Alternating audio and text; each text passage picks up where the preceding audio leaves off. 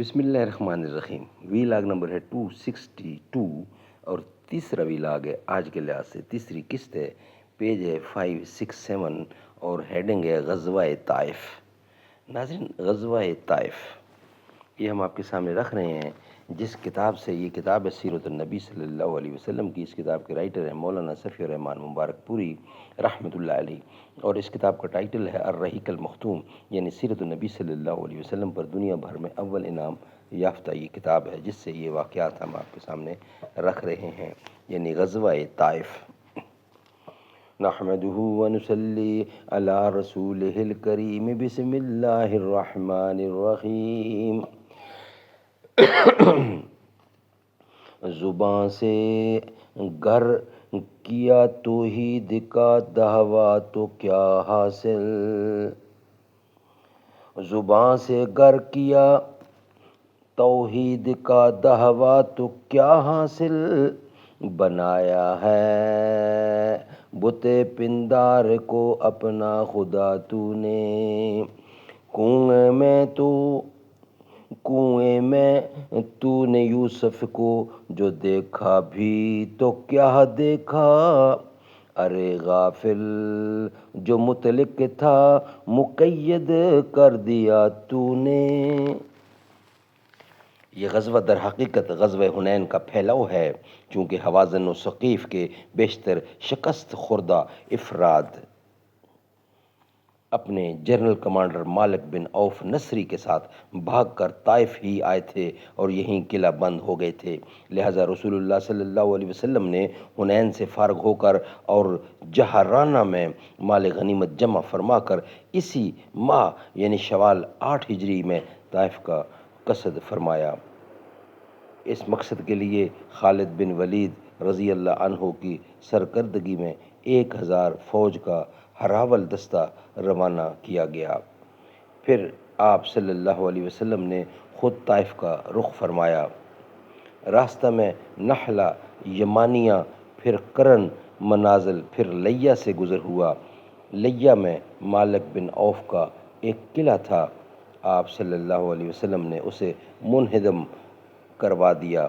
پھر سفر جاری رکھتے ہوئے طائف پہنچے اور قلعہ طائف کے قریب خیمہ زن ہو کر اس کا محاصرہ کر لیا۔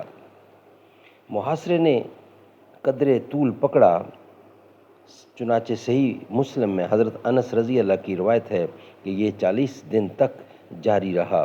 اہل سیر میں سے بعض نے اس کی مدت 20 دن بتائی ہے، بعض نے 10 دن سے زیادہ، بعض نے 18 دن اور بعض نے 15 دن۔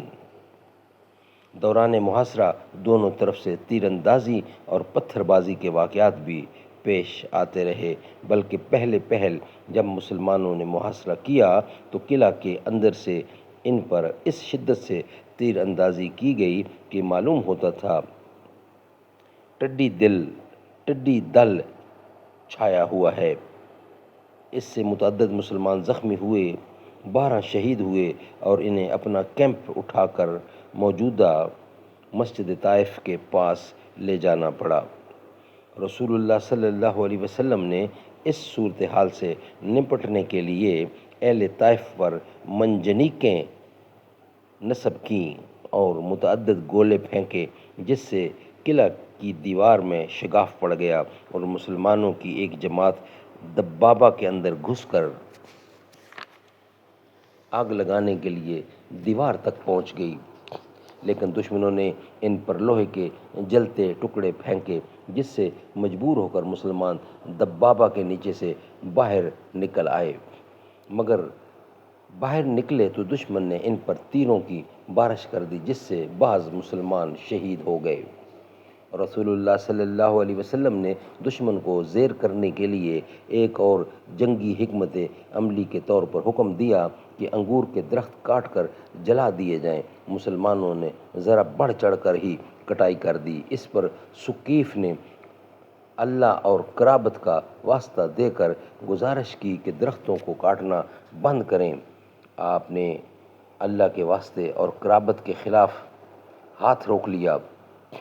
دوران محاصرہ رسول اللہ صلی اللہ علیہ وسلم کے منادی نے اعلان کیا، جو غلام قلعہ سے اتر کر ہمارے پاس آ جائے وہ آزاد ہے۔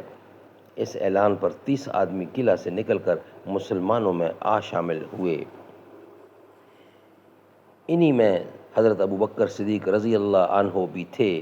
وہ قلعہ کی دیوار پر چڑھ کر ایک چرخی یا گراری کی مدد سے، جس کے ذریعے راہٹ سے پانی کھینچا جاتا ہے، لٹک کر نیچے آئے تھے۔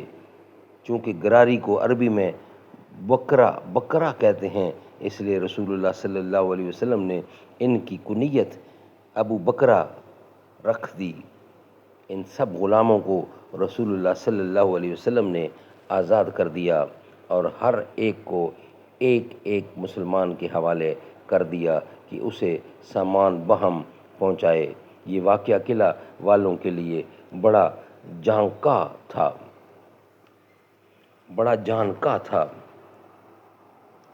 جب محاصرہ طول پکڑ گیا اور قلعہ قابو میں آتا نظر نہ آیا اور مسلمانوں پر تیروں کی بارش اور گرم لوہوں کی زد پڑی اور ادھر قلعہ نے سال بھر کا سامان خوردہ نوش بھی جمع کر لیا، تو رسول اکرم صلی اللہ علیہ وسلم نے نوفل بن معاویہ دہلی سے مشورہ طلب کیا۔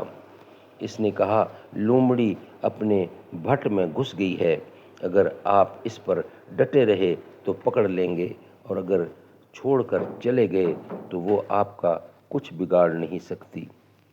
یہ سن کر رسول اللہ صلی اللہ علیہ وسلم نے محاصرہ ختم کرنے کا فیصلہ فرما لیا اور حضرت عمر بن خطاب رضی اللہ عنہ کے ذریعے لوگوں میں اعلان کروا دیا کہ ہم انشاءاللہ کل واپس ہوں گے۔ لیکن یہ اعلان صحابہ کرام پر گراں گزرا۔ وہ کہنے لگے، ہو نہ ہو طائف فتح کیے بغیر واپس ہوں گے۔ رسول اللہ صلی اللہ علیہ وسلم نے فرمایا، اچھا تو کل صبح لڑائی پر چلنا ہے۔ چنانچہ دوسرے دن لوگ لڑائی پر گئے، لیکن چوٹ کھانے کے سوا کچھ حاصل نہ ہوا۔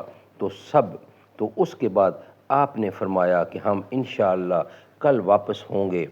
اس پر لوگوں میں خوشی کی لہر دوڑ گئی اور انہوں نے بے چوں چراں رخت سفر باندھنا شروع کر دیا۔ یہ کیفیت دیکھ کر رسول اللہ صلی اللہ علیہ وسلم مسکراتے رہے۔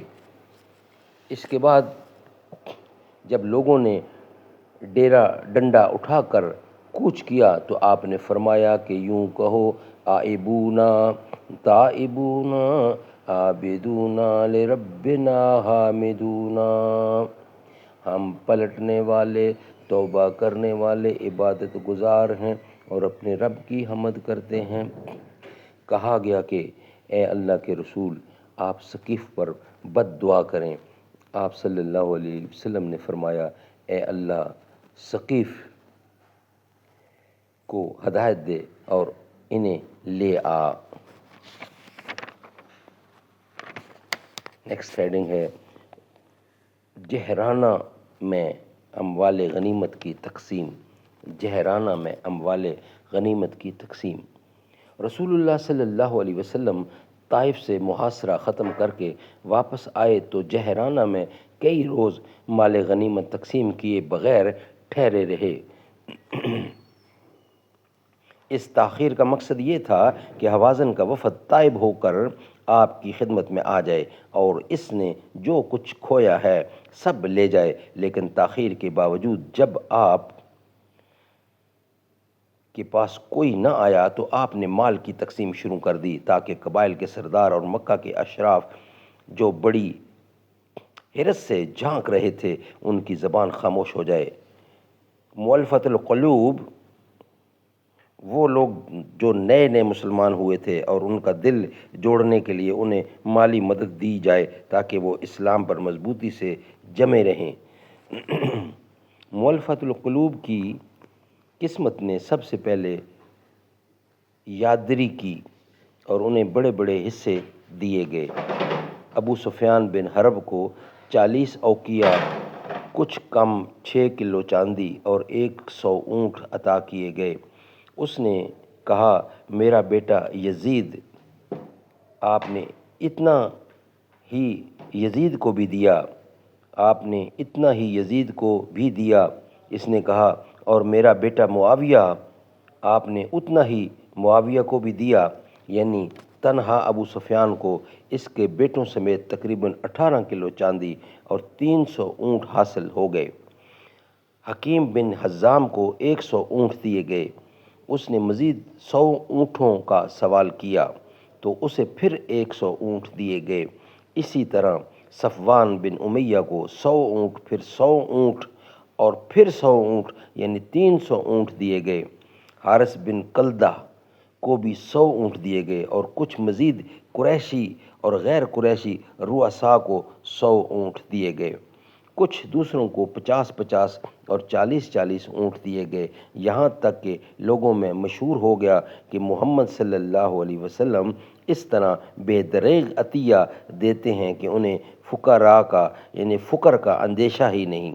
چنانچہ مال کی طلب میں بدو آپ پر ٹوٹ پڑے اور آپ کو ایک درخت کی جانب سمٹنے پر مجبور کر دیا۔ اتفاق سے آپ کی چادر درخت میں پھنس کر رہ گئی۔